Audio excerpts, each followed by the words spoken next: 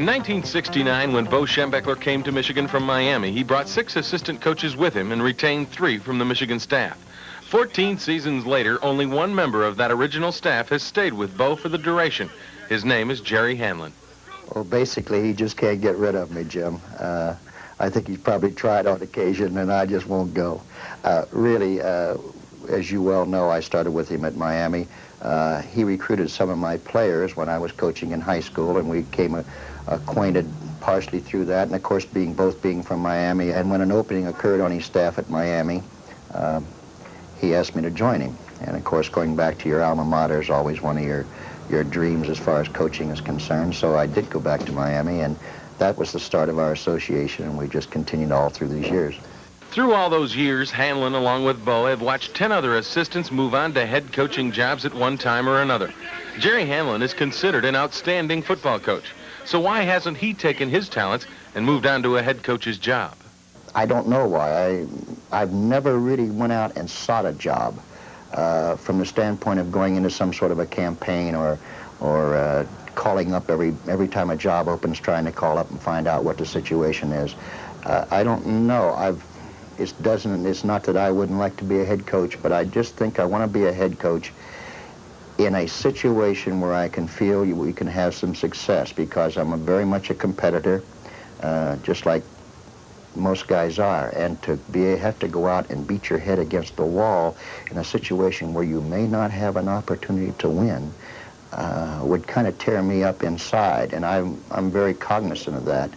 And I want my family to be happy, and I think being in a good winning situation is quite healthy for your family. So I don't worry about it. I surely would like to have the opportunity maybe someday, or now at my age, it may not occur. And I'm kind of resigning myself to that, but I never give up hope, and maybe someday something will happen.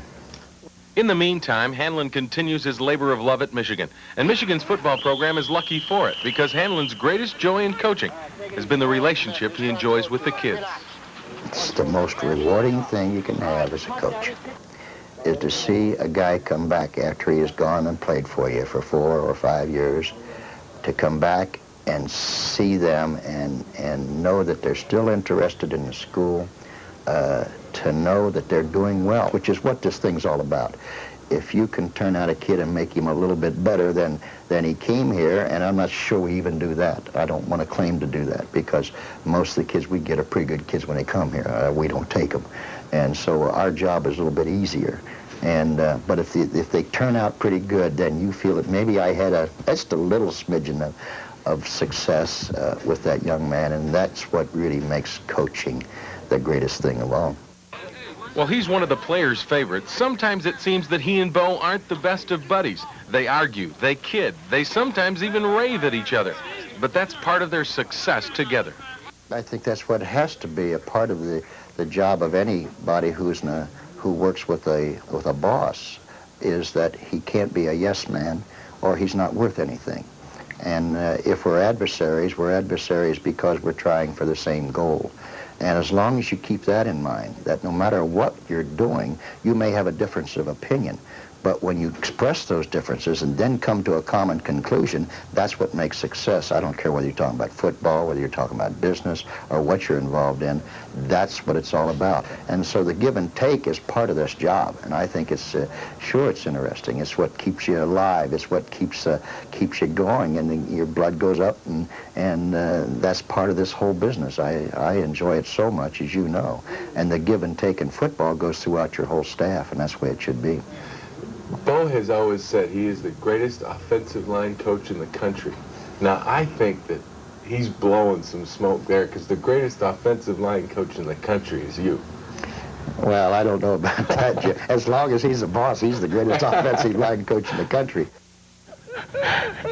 As long as you're the boss, you still are the best offensive line coach, huh?